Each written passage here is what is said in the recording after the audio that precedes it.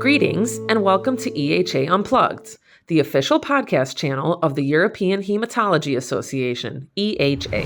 Hello, I am Isabel Olivera, a medical writer at the European Hematology Association, EHA.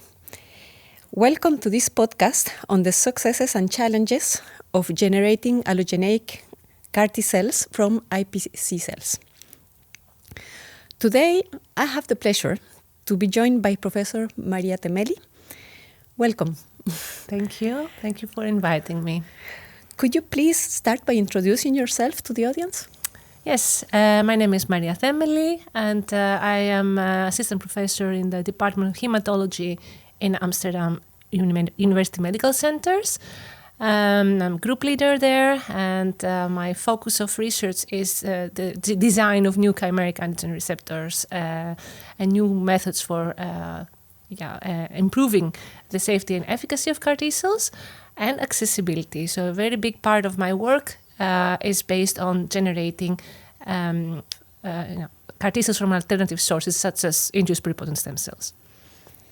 So you do more research than seeing patients, or do you do both? Yes, I do more research, although my background is medical.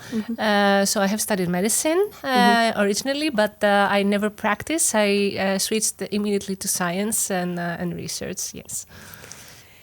So in this episode, we'll explore the latest progress in making off-the-shelf CAR T cells a clinical reality. To start things off, could you please explain what are off-the-shelf CAR T cells and how could they solve the challenges of existing autologous therapies? To begin with, when we say the off-the-shelf, this is this expression, we mean that we would like to make CAR T cells, this living drug, the same as other drugs that are based on like antibiotics or biologicals that you can just prescribe and take from the pharmacy. So that's what we mean, that they are available immediately upon prescription from the doctor. This is not the case right now for CAR T cells. The CAR T cells need to be manufactured from the cells that are isolated from the patients. This means that there is a whole process that needs to be initiated. After taking the cells from the patient, the cells go to a manufacturing facility. There they go through a specific process and they are released to return and be infused to the patient. So this is a process that takes time. We strive to make this as short as possible, but I think there are still patients that cannot receive the product that has been made for them because the disease has progressed so fast that there was no time. So it took long for the manufacturing.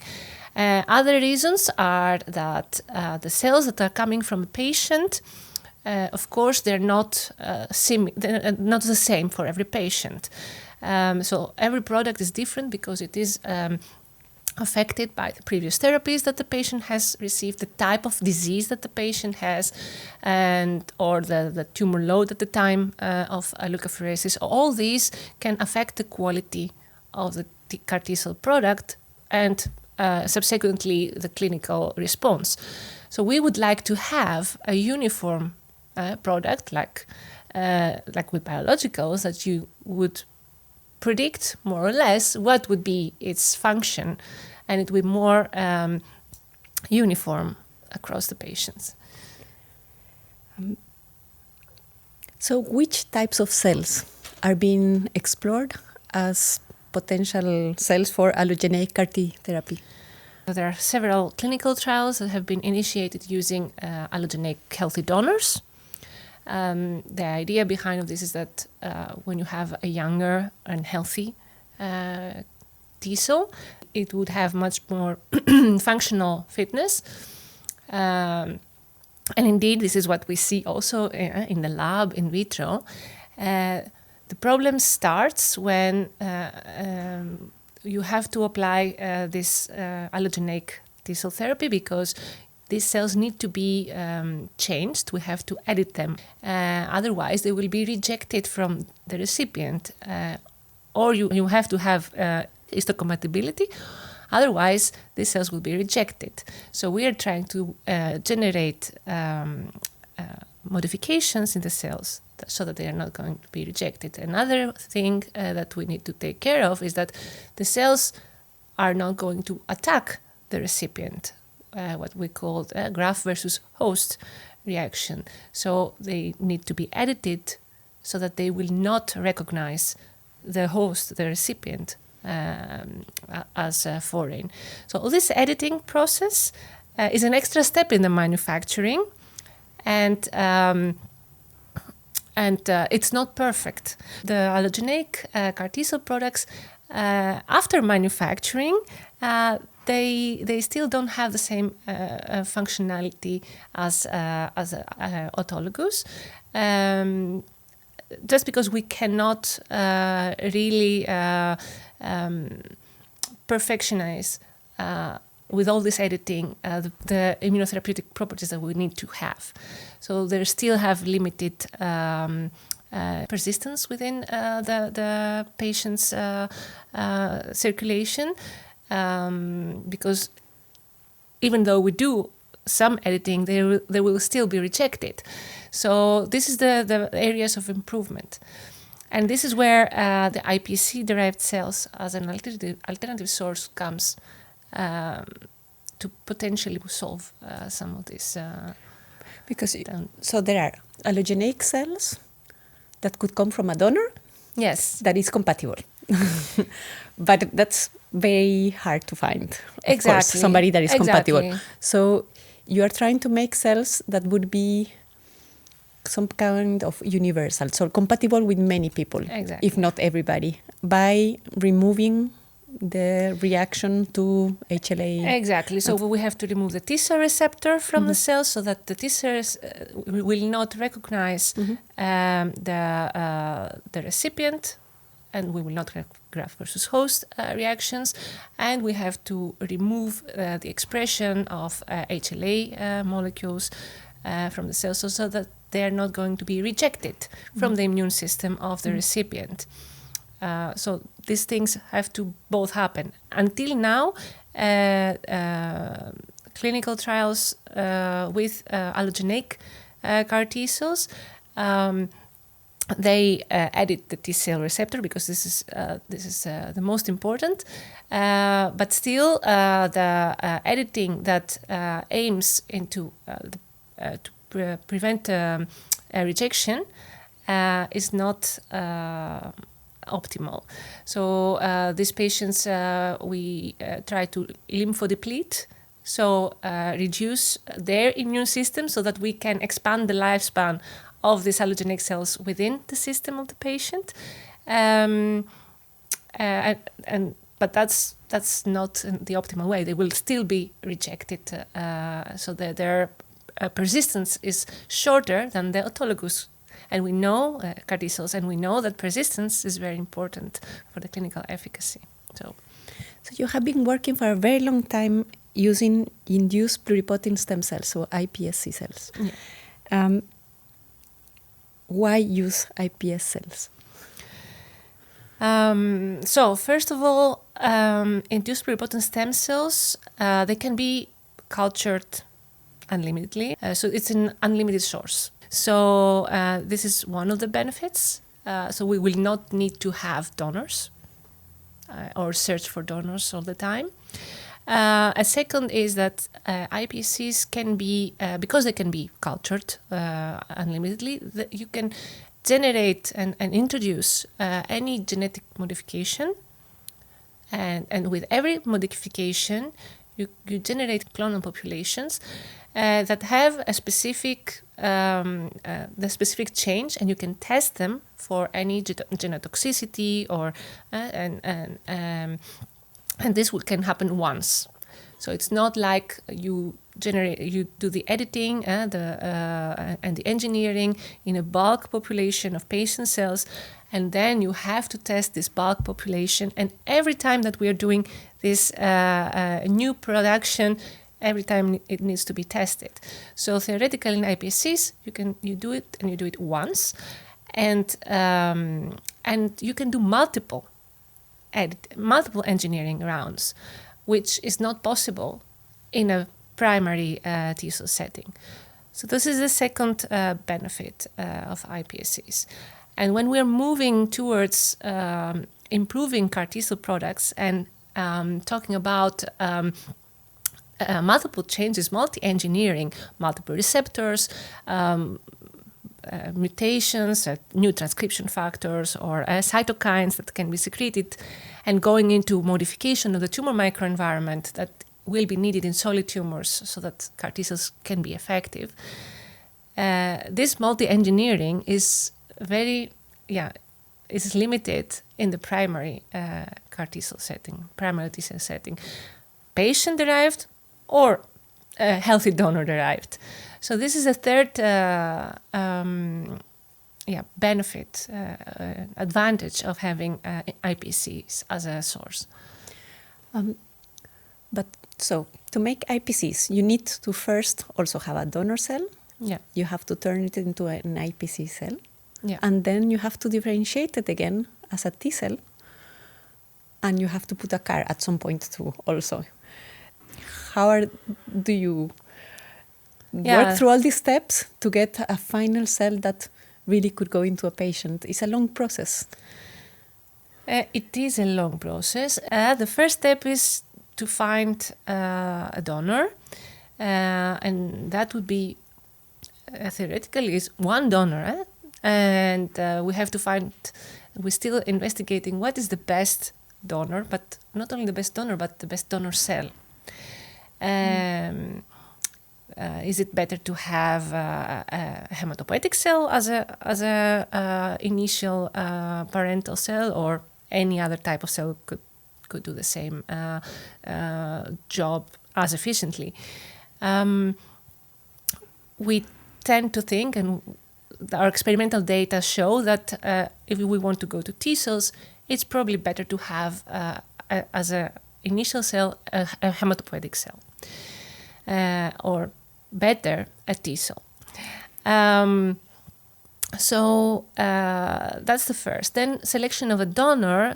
The informed consent of the donor has to comply, and the donor has to be to agree that his or her cells will be used for therapeutic purposes, etc. So that is also in the ethical point of view important. And then you have to make this iPSC line from these cells using GMP grade materials under GMP conditions, and generate a GMP grade line. That's also, it costs a lot, of course. And but when you have this GMP grade line, then this line will be modified, can be modified for with different CARs. You can put any other modifications that are needed. It's like removing the HLA or... Exactly. And then the purpose is to make this, what we call the master cell banks. So master cell banks of these iPSCs, the modified iPSCs. And when there are differentiation protocols, we and others are working on making these protocols for differentiation more efficient, scalable, expandable, that it's not only a protocol that you can use in a specific center, but it can be used easily transferable. So this is what we're working on in bioreactors. This process can lead to the production of multiple doses of CAR T cells. At the moment, for example, at least at research level, we are able from one iPSC to generate thousands of T cells. So imagine if we go higher in scale, right? Then from a few iPSCs that we can make a lot of CAR T cell doses. So that's the idea of, in the end, reducing the cost. So depreciating actually the cost of generating all these cell lines by the fact that they will be available for more patients. Yes, because you produce them once Exactly. for many patients. Yeah. So which steps are more challenging at the moment? Yeah, there are many things that still are not optimal because first clinical trial with CAR T cells from iPSCs has been done, and it is very important that it has been done because it has shown that this type of cells are safe.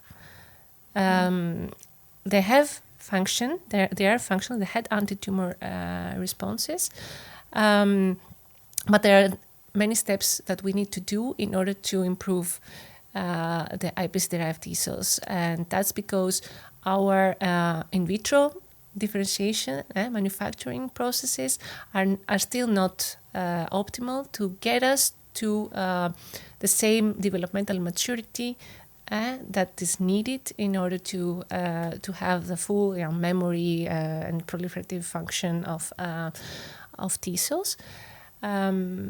There are still now there are efforts to generate both lineages, sublineages of T cells, CD4 and CD8, but also Tregs for let's say if we go to autoimmune diseases. So until now, the generation of CD4 cells was not possible with the protocols that we were applying. Nowadays, there are new studies showing that it is possible to generate CD4 cells. We still need to find out what is the functionality of these cells, but it is critical that we make mature cells with memory properties, and that we have both CD4 and CD8s. We know from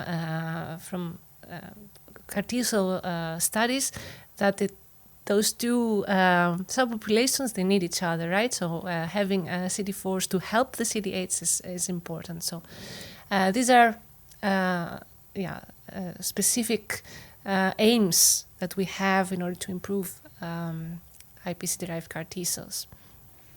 And then is the manufacturing, as I said, we have to generate protocols that are scalable.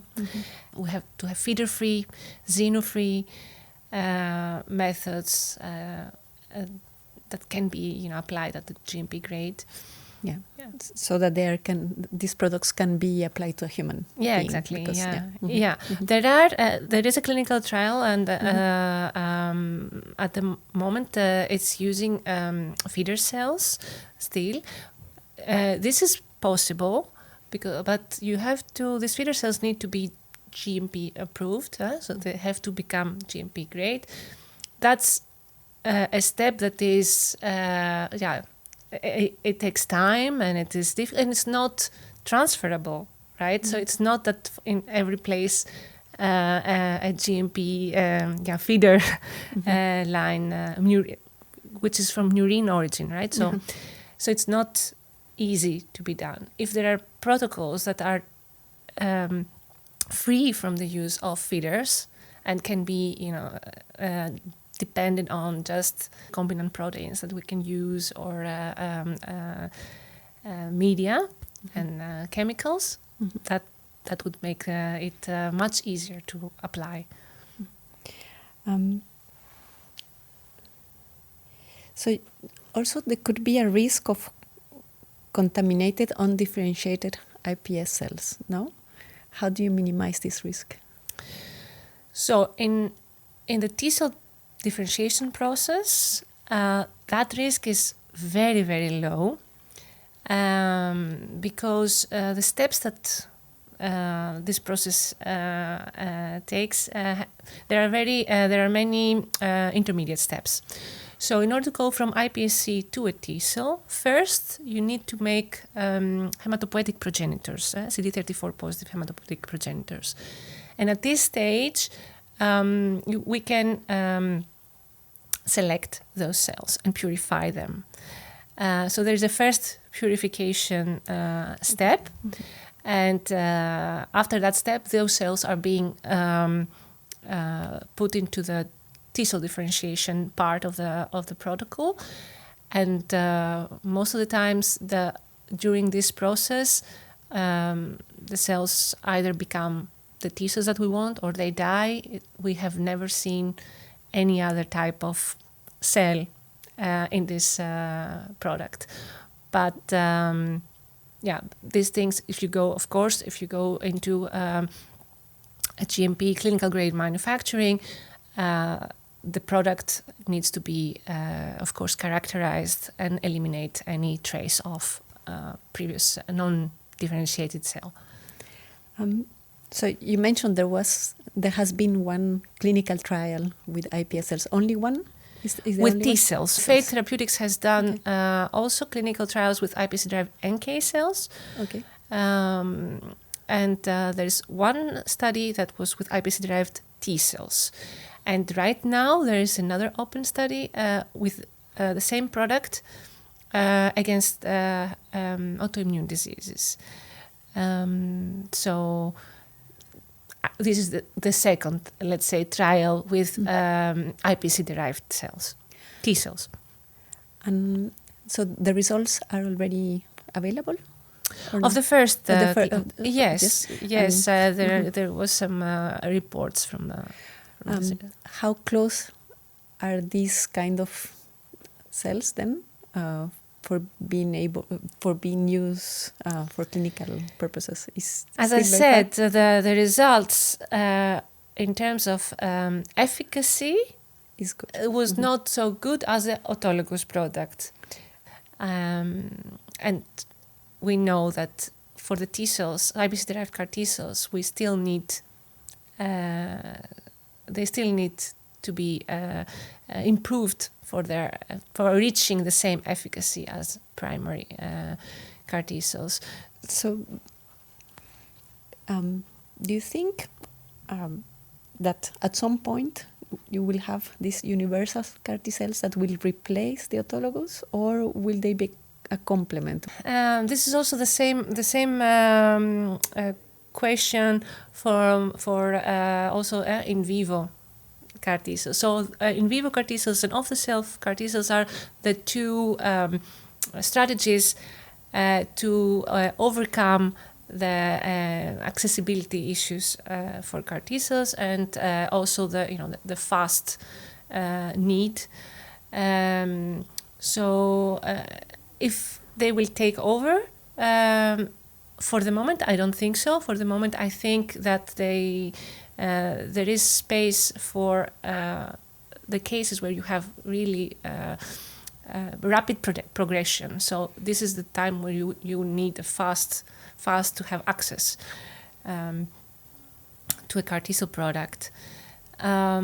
When we find that we will have a superior efficacy by engineering, because multi-engineering probably will give us the opportunity to have a superior efficacy, I hope, in the future. When we reach that place, and for specific tumor contexts, maybe there we would think that they are preferable to have this iPSC-derived products. But that only the future will show, what would be the advances in the field. You need comparable efficacy at least, exactly. and lower cost. Exactly, yeah. Yes. But that's what you're aiming for in any case. Yes.